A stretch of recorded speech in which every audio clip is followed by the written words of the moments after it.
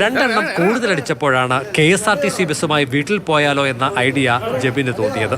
Park ചെയ്തിരുന്നതിൽ ഓർഡിനറിയിൽ കയറിപ്പറ്റി. താക്കോലില്ലാതെ സ്റ്റാർട്ടാക്കാവുന്ന ക്രമീകരണമായതിനാൽ കാര്യങ്ങൾ എളുപ്പമായി. Parking ഏരിയയിലുള്ള ബസ് സ്റ്റാർട്ട് ആക്കുന്നതും വെളിച്ചം തെളിച്ചതും ജീവനക്കാരിൽ ചിലർ കണ്ടു. അപകടം മണത്ത അവരിൽ ചിലർ വാഹനം തടഞ്ഞു. ഉള്ളിൽ കടന്ന ഒരുവൻ ഡ്രൈവറെയും പിടിച്ചു.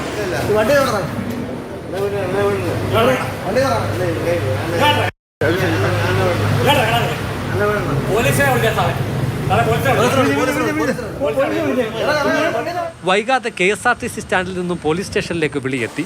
പാഞ്ഞെത്തിയ പോലീസുകാർ ആഞ്ഞിലിത്താനം മാമന്നത്ത് വീട്ടിൽ ജബിനെ കൈയോടെ പൊക്കി. KSRTC ബസ് മോഷ്ടിക്കാൻ ശ്രമിച്ചു എന്നതാണ് ഇയാൾക്കെതിരായ കേസ്. മണ്ണുമാന്തി യന്ത്രത്തിന്റെ ഡ്രൈവറാണ് ജബിൻ. മദ്യം തലയ്ക്ക് പിടിച്ചപ്പോൾ ബസ് മണ്ണുമാന്തി യന്ത്രമാണെന്ന് തോന്നിയതോ മല്ലപ്പള്ളി റൂട്ടിലോടുന്ന ഓർഡിനറിയോട് പ്രിയം കൂടിയതോ കടും കൈക്ക് കാരണമായിട്ടുണ്ടെന്നാണ് കരുതുന്നത്. മാതൃഭൂമി ന്യൂസ്, പത്തനംതിട്ട.